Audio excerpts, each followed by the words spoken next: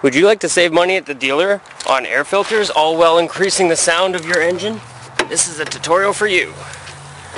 First, you're going to want to take off the airbox lid and optionally the ram.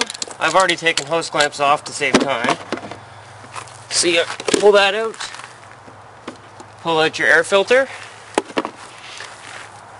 You're going to want to pick a brand of filter of your choice. This one I picked is just a Spectre one. You slide it over the tube.